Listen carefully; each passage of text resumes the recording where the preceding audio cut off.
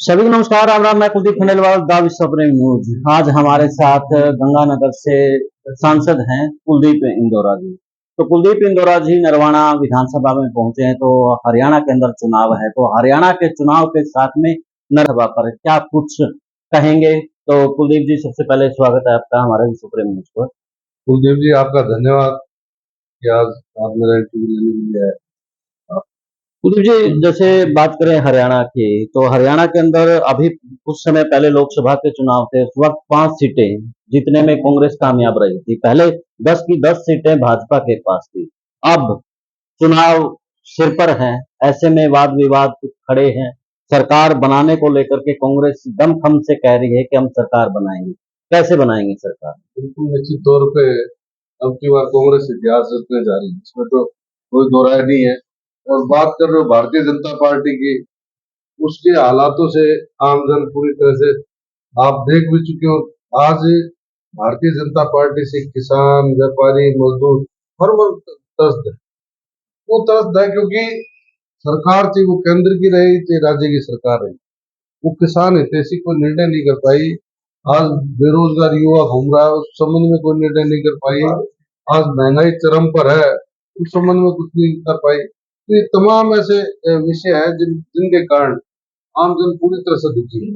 और ये मन लोगों का मैंने देखा बना चुके हैं कि हमने अब की बार भारतीय जनता पार्टी को वोट नहीं डालना। और आप ये भी संदेश देख रहे होंगे कि लोगों को, किसान, इस भारतीय जनता पार्टी के लोगों को झंडा और गाड़ियों से ही जाते हैं तो गांव में नहीं घुसने दे रहे। ये हालात पैदा हो गए। क्योंकि ये हालात क्यों पैदा हुए?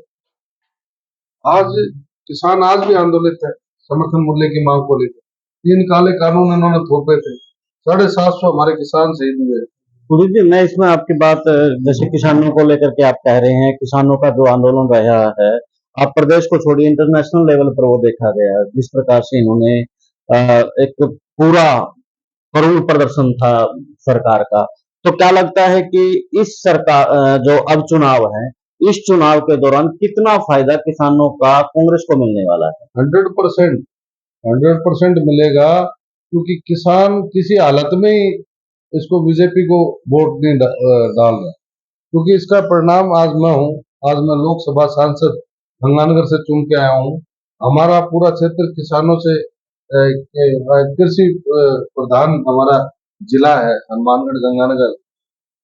वहाँ तमाम किसान पूरी तरह से भारतीय जनता पार्टी के खिलाफ था और उन्होंने वोट डाले, जिसके कारण आज जो 4.5 लाख वोटों से जीती बीजेपी की सीट थी, आज 4.5 लाख तो वो कवर किए, उसके बाद लाख वोटों से मैंने वहां विजयश्री हासिल की।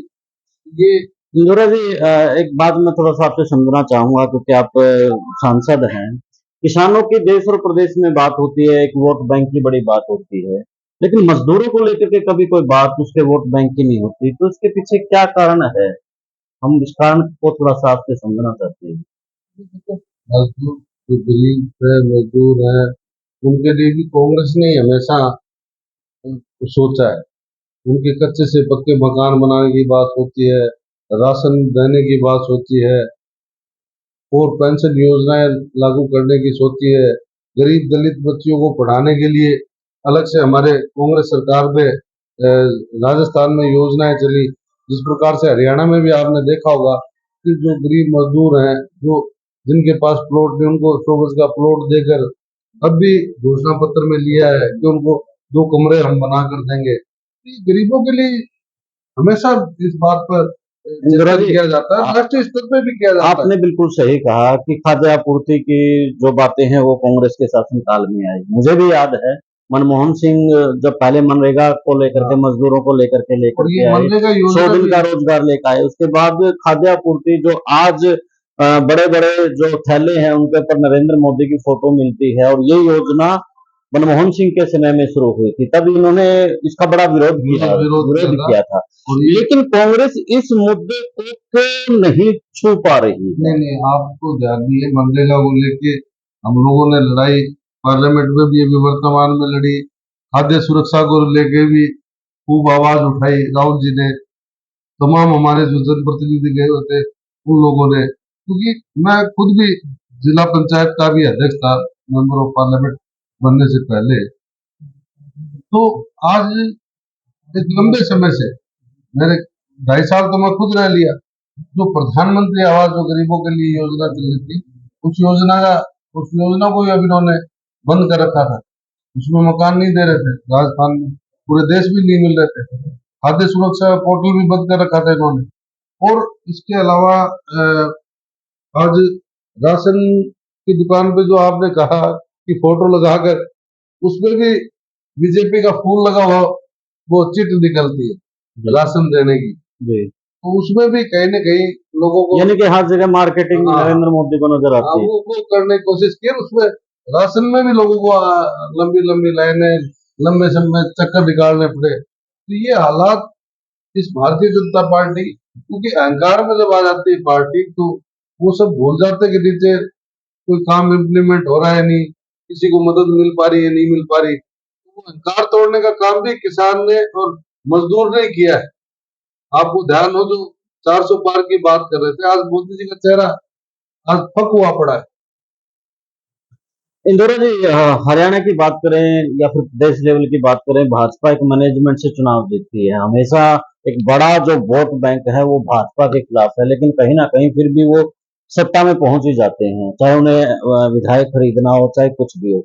हरियाणा में ऐसी क्या रणनीति लेकर के आएगी कि जिस प्रकार से अब माहौल है कि सरकार बनने जा रही है, क्या कुछ रणनीति है? कोई भी रणनीति बना ले, बाकी आप सही कह रहे हो, तो इनके पास पैसे के अलावा कोई संसाधन नहीं है।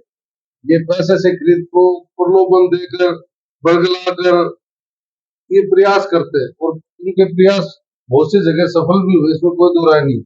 उन्होंने संविधान को तोड़ने के का प्रयास हमेशा किया है, लोकतंत्र को खत्म करने का प्रयास हमेशा किया है और अब भी करेंगे। लोकतंत्र इसलिए है कि सबका अपना अधिकार है वोट डालने का, सरकारें चुनने का, लेकिन ये चुनी हुई सरकारों को तोड़ते हैं। तो कभी इस तरह की पार्टियां आपने देखी है? आज भारतीय जनता पार्टी में भी इस बात को लेकर रोष है। यहाँ ये कह सकते हैं लोकतंत्र पे नोटतंत्र हावी आप भाजपा ने नहीं, किया है। इन्होंने आप ये देखिए, अब लंबा समय हो गया इन्होंने जो करतूतें शुरू की वो भी इनके ऊपर ही पड़ने वाली है, क्योंकि जिन लोगों की लेकर शामिल हुए और लेकर खरीद फरोख्त करके लेके गए, जो खड्डा खोदा उसमें खुद ही उसे में गिरेंगे। खुद पड़ रहे हैं, क्योंकि इनके लोग अब भागने के लिए तैयार है। जो बीजेपी में लंबे समय से काम कर रहे हैं उनको अवसर नहीं मिला, बाहर से लाकर टिकटें दिए। बहुत से जो कांग्रेस के नेता गलत फहमी में गए वो आज भुगत भी रहे। उनके जिस प्रकार के बहुत से नेता, रीटा बहुगुणा जी की बात करता हूँ, जो रोज चर्चा में रहती थी, बहुत बड़ा पार्टी ने उन्होंने आप अवसर दे रीटा रखा था। आज हरियाणा में लीजिए, चौधरी वीरेंद्र सिंह को लीजिए, आप दोबारा से कांग्रेस से सब दोबारा। लोगों को ध्यान में किसी का नाम लेना उचित नहीं है, चलो लेकिन जो भी बीजेपी में गए उनका जो हश्र है वो छुपा हुआ नहीं है, ना लोगों से छुपा हुआ, ना अ, उनसे खुद से। इंदिरा साहब, नरवाना से कितने मार्जिन से लग रहा है कि आपको जीत होगी या फिर मामला टफ है, कैसे देख रहे हैं कि क्या प्रभारी के तौर पे? देखो, मुकाबला निश्चित तौर पे, जी, लेकिन उसमें इस त्रिकोणीय मुकाबले में निश्चित तौर पे कांग्रेस की जीत होगी, ये तय है। क्योंकि जब एक लहर और एक हवा चलती है तो लोग उसी ओर जाते हैं।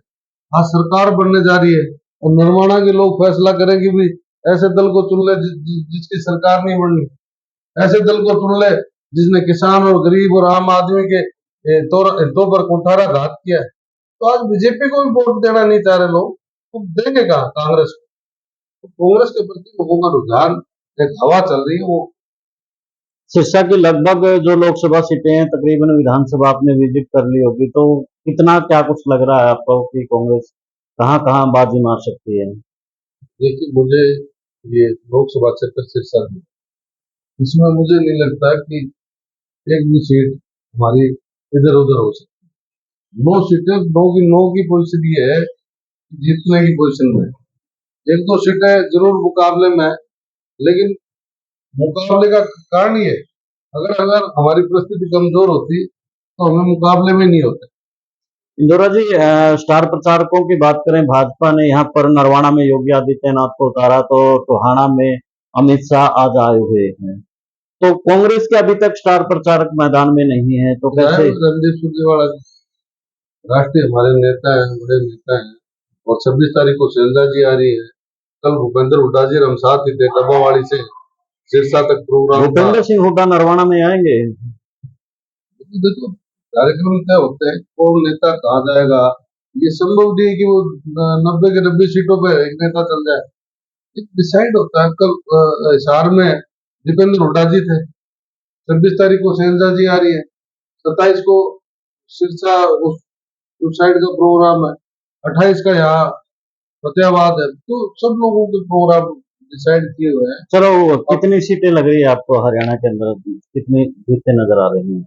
मुझे तो 70 से कम नजर नहीं आ रही। हमारी 70 के करीब तो सीटें जीतने की पूरी पूरी संभावना है, और उससे ज्यादा भी हो सकती है। तो सतबीर दबलाइन के लिए आए हैं, तो कुछ कहेंगे इस बारे में कि क्योंकि आपने काफी चीजें विजिट की होगी? बिल्कुल, मैं आज ही यहाँ आया और मुझे अवसर भी मिला रणजीत सिंह सुरजेवाला जी के साथ और सतवीर जी के साथ एक सभा में लोगों से रूबरू होने का। वहां मैंने देखा लोगों का जो रुझान, जो लोगों की भावना जो चेहरे थे, उसी से लगता था कि लोगों का अब की बार मन बना चुका है कि सतवीर को विधानसभा में भेजेंगे। और सतवीर जी एक ऐसे व्यक्ति है जो जमीनी है, दलित समाज से है, कमजोर है, कार्यकर्ता है, जो लंबे समय से संघर्ष कर रहा है, तो ऐसे व्यक्ति को लोग भी चाहते हैं।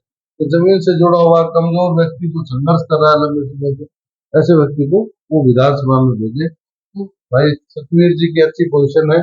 और मैं इसके अलावा भी नरवाना के तमाम लोगों को ये भी संदेश देना चाहूंगा कि हमारा एक रिश्ता गंगानगर और इस लोकसभा सिरसा का बेटी और रोटी का रिश्ता है, और हमारे तकरीबन संबंध यहाँ काफी है। मैं इस बात को भी याद दिलाना चाहूंगा कि 2002 में हमारे राष्ट्रीय अध्यक्ष सुरजेवाला जी थे यूथ कांग्रेस के, और मैं राजस्थान युवा कांग्रेस का अध्यक्ष था।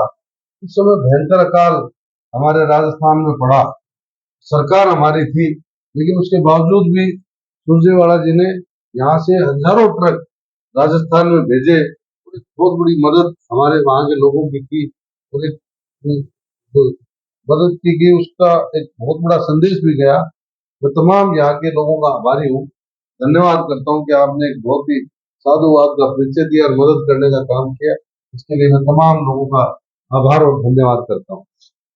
इंदौरा जी, अंतिम सवाल है मेरा कि जिस प्रकार से हरियाणा के अंदर कुमारी शैलजा को लेकर के कुछ समर्थकों के ऐसे बयान आए जिसके कारण से कांग्रेस को मुश्किलों का सामना करना पड़ा, और बीजेपी ने एक बड़ा खतरनाक खेल हरियाणा में, एक तरफ भाजपा ने जाट और नॉन जाट, तो दूसरी तरफ दलित वर्ग में भी दो कैटेगरी तैयार कर दी, एक तरफ एससी और एक तरफ डीएससी। डीएससी की हुंकार जहां भाजपा बढ़ रहा है, तो एससी की कांग्रेस के पाले में, और अब वहां पर भी जिस प्रकार से वाद विवाद खड़ा कर दिया है, तो उससे कैसे निपटेगी कांग्रेस? बीजेपी का काम यही डिवाइड करने का काम है इनका, वोट डालो राज करो, इनका सिद्धांत है। लेकिन इस तरह की ये कोशिश जरूर करते हैं, लेकिन सब लोग मिलकर चुनाव लड़ रहे हैं, मनमुटाव मतभेद जो थे होते हैं वो खत्म हो गए, और मुझे नहीं लगता कोई इस तरह की बातें अब हमारे बीच में रही है। तमाम जो वर्गों को बांटने का काम कर रहे हैं, इनके बांटने से फर्क नहीं पड़ेगा। तमाम लोग साथ मिलकर चुनाव में कांग्रेस की सरकार बनाएंगे, और जो समस्याएं जो दिखते हैं समाजों की, वो बैठ के उसका निस्तारण होगा, मेरा ये मानना है। जी, धन्यवाद। तो हमारे साथ गंगानगर से सांसद कुलदीप इंदौरा जी थे। इन्होंने बता दिया कि हरियाणा में क्या कुछ होने वाला है। भाजपा की जो फूट डालो राज करो की जो नीति है, उसका भी तोड़ कहीं ना कहीं कांग्रेस ने निकाल लिया। यह तो खैर समय बताएगा कि तोड़ निकाला गया है या फिर कैसे क्या कुछ होगा।